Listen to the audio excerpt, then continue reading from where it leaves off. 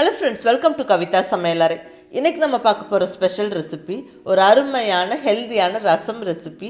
அஜ்வைன் ரசம், ஓமம் சேர்த்து செய்யக்கூடிய ஒரு அருமையான டேஸ்டியான ரசம் ரெசிபி. பசி இல்லைன்னு சாப்பிட அடம் பிடிக்கிற குழந்தைங்களுக்கு இந்த ரசம் போட்டு சாதம் நல்லா மெத்துன்னு பிசைஞ்சு கொடுங்க. விரும்பி சாப்பிடுவாங்க, பசியை தூண்டி விடும், ரொம்ப ஆரோக்கியமாக இருப்பாங்க.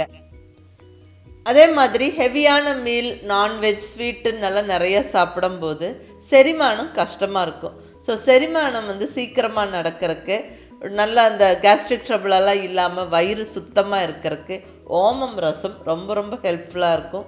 கண்டிப்பாக ட்ரை பண்ணி பாருங்கள். சளியெல்லாம் பிடிக்காமல் நம்ம இம்யூனிட்டி பூஸ்ட் ஆகி ஆரோக்கியமாக இருக்கிறதுக்கும் இந்த ஓமம் ரசம் ரொம்ப ஹெல்ப்ஃபுல்லாக இருக்கும். ஸோ ஒரு பெஸ்ட்டு ரசம் ரெசிபி, மிஸ் பண்ணாமல் ட்ரை பண்ணுங்கள். இப்போ வாங்க எப்படி செய்கிறதுன்னு பார்க்கலாம். இப்போ இங்கே ரசம் வைக்கிறதுக்கு தேவையான அளவு தக்காளியும் புளியும் எடுத்துருக்கேங்க. நல்ல 3 மீடியம் சைஸ் தக்காளி, நல்ல பழுத்த தக்காளியாக எடுத்துருக்கிறேன். இது கூடவே நல்ல ஒரு நெல்லிக்காய் சைஸ் புளி எடுத்துருக்கிறேன். அதாவது அழுத்தி பிடிச்சா ஒரு நெல்லிக்காய் சைஸ் இருக்கும், அவ்வளோதான். இவ்வளோதான் புளி.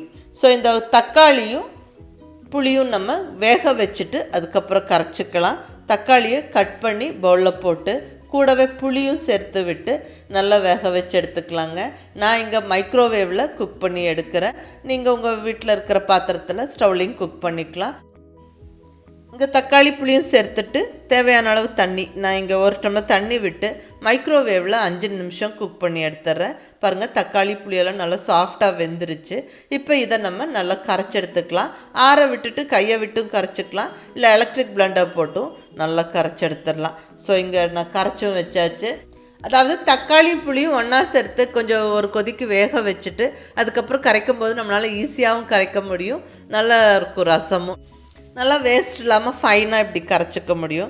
ஸோ தக்காளி புளி தண்ணி ரெடி. அடுத்தது ரசப்பொடி. இங்கே 1 டீஸ்பூன் அளவுக்கு வர கொத்தமல்லி, கொரியாண்டர் சீட்ஸ் சேர்த்துக்கிறேன். கூடவே 1 டீஸ்பூன் சீரகம், 1 டீஸ்பூன் மிளகு, பெப்பர். இதெல்லாம் யூஸ்வலாக நம்ம ரசப்பொடி செய்ய பயன்படுத்துவோம். அடுத்தது இது கூடவே இந்த ஸ்பெஷல் ஸ்பைஸ் அஜ்வைன், ஓமம் சேர்த்துக்கிறோம். ஓமம் மோஸ்ட்லி எல்லாருக்கும் தெரியும், தெரியாத பிகினர்ஸ்க்கு வேண்டி இது சொல்கிறேன். இது ஒரு சின்ன சைஸு பொடி சைஸு சீரகம் போல் இருக்குங்க. ஸ்பெஷல் வாசனை இருக்கும். சீரகம் மிளகு போலவே இதுலேயும் நிறைய மருத்துவ குணங்கள் இருக்குது. முக்கியமாக வயிற்று சம்பந்தமான பிரச்சனைகளுக்கு இந்த ஓமம் ரொம்ப நல்ல ஒரு மருந்தாக இருக்கும். நல்ல ஜீரண சக்தி அதிகப்படுத்தும், வாய்வு தொல்லையெல்லாம் இல்லாமல் இருக்கிறதுக்கு உதவியாக இருக்கும். அதே மாதிரி இம்யூனிட்டியை பூஸ்ட் பண்ணி நல்லா ஆரோக்கியமாக இருக்கிறதுக்கும் ரொம்ப ஹெல்ப்ஃபுல்லாக இருக்கும். ஓமம் 1/2 டீஸ்பூன் சேர்த்துருக்குறேன். கூடவே நல்ல ஃப்ரெஷ்ஷான கருவேப்பிலை 1 கொத்து. நல்லா வாசனையாகவும் இருக்கும், டேஸ்ட்டும் இருக்கும். ஸோ இப்போ எல்லா ஸ்பைசஸும் சேர்த்தாச்சு. இதை நல்லா கொஞ்சம் பருப்பருன்னு ரசப்பொடி பொடிச்சு எடுத்துடலாம். பாருங்கள், இந்த மாதிரி பொடிச்சு எடுத்துடணும். ரசப்பொடி நல்லா கமகமன்னு வாசனையோட ஜம்முன்னு ரெடி ஆகிடுச்சு. இப்போ நம்ம ரசம் தாளிச்சிடலாம். இங்கே ரசம் தாளிக்கிறதுக்கு பாத்திரம் ஸ்டவ்வில் வச்சாச்சு. பாத்திரம் சூடானதுக்கப்புறம் 1 ஸ்பூன் ஆயில் சேர்த்துக்கிறேன். இந்த ஆயில் கொஞ்சம் சூடாகட்டும். இப்போ 1/2 ஸ்பூன் கடுகு நல்லா பொரிஞ்சு வந்ததுக்கப்புறம் நல்ல ஒரு பச்சை மிளகாவை கட் பண்ணி போட்டுடலாம். கூடவே 4 பல் பூண்டை நல்லா தட்டி உள்ள சேர்த்து விட்டுடலாம். இந்த எண்ணெயில் பூண்டு பச்சை மிளகாலாம் நல்லா வதங்கி வரட்டும். இது கூட நல்ல ஒரு 2 கொத்து ஃப்ரெஷ்ஷான கருவேப்பிலையும் போட்டு விட்டுடலாங்க. இப்போ நம்ம பொடிச்சு ரெடியாக வச்சுருக்கிற ரசப்பொடி சேர்த்துக்கலாம். இந்த ரசப்பொடி கொஞ்சம் அதிக குவான்டிட்டி செஞ்சு ஸ்டோர் பண்ணி வச்சும் யூஸ் பண்ணலாம். இப்போ ரசப்பொடி சேர்த்து வதக்கியாச்சு. அடுத்தது இது கூடவே பெருங்காயப்பொடி ஒரு 2 சிட்டிகை சேர்த்து நல்லா கலந்து விட்டுடலாம். இப்போ கரைச்சி ரெடியாக வச்சுருக்கிற தக்காளி புளி தண்ணி சேர்த்துடலாம். நல்லா கொஞ்சம் திக்காக இருக்குது, ஸோ நல்லா தண்ணி விட்டுக்கோங்க. நான் இங்கே 2 டம்ளருக்கு மேலே தண்ணி விட்டுக்கிறேன்.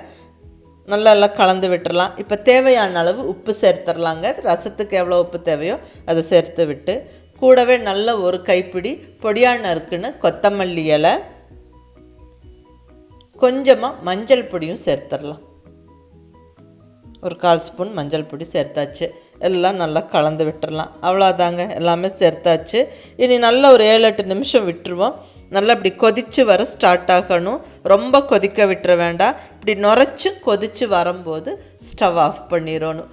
இந்த ரசம் கொதித்து வரும்போது ரொம்ப நல்ல வாசனையாக இருக்கும், வீடே மணக்கிற வாசனையாக இருக்கும். ஏன்னா நம்ம சீரகம், மிளகு, அந்த பெருங்காயம், ஓமம் எல்லாம் சேர்த்துருக்குறோம் இல்லைங்களா, ரொம்ப நல்லா கமகமான வாசனையாக இருக்கும், டேஸ்ட்டும் ரொம்ப நல்லாயிருக்கும். ஸோ அவ்வளோதாங்க, சுவையான ஓமம் ரசம் ஜம்முன்னு ரெடி ஆயிடுச்சு. மிஸ் பண்ணாமல் ட்ரை பண்ணி பாருங்கள். ரொம்ப ஒரு ஹெல்த்தியான ரசம் ரெசிபி இது. அதுவும் பர்டிகுலர்லி நான்வெஜ் எல்லாம் சமைக்கிற அன்னைக்கு இப்படி ரசம் வையுங்க, ரொம்பவுமே நல்லாயிருக்கும். இன்றைக்கி எங்கள் வீட்டுடைய லஞ்ச் சாதம், சிக்கன் வறுவல், இந்த ஓமம் சேர்த்த ரசமும் தான். ரொம்ப நல்லா இருந்தது, நாங்கள் ரொம்ப என்ஜாய் பண்ணணும். நீங்களும் இந்த ஓமம் ரசம் கண்டிப்பாக செஞ்சு பாருங்கள், ரொம்ப நல்லாயிருக்கும். ட்ரை பண்ணி பார்த்துட்டு எப்படி இருந்துச்சுன்னு உங்கள் ஃபீட்பேக் சொல்லுங்கள். பிடிச்சிருந்தால் லைக் பண்ணி, ஷேர் பண்ணி, கமெண்ட் பண்ணுங்கள். கவிதா சமையலறை சப்ஸ்கிரைப் பண்ணி என்னுடைய மற்ற ரெசிபிஸும் வீடியோஸும் பாருங்கள். தேங்க்யூ.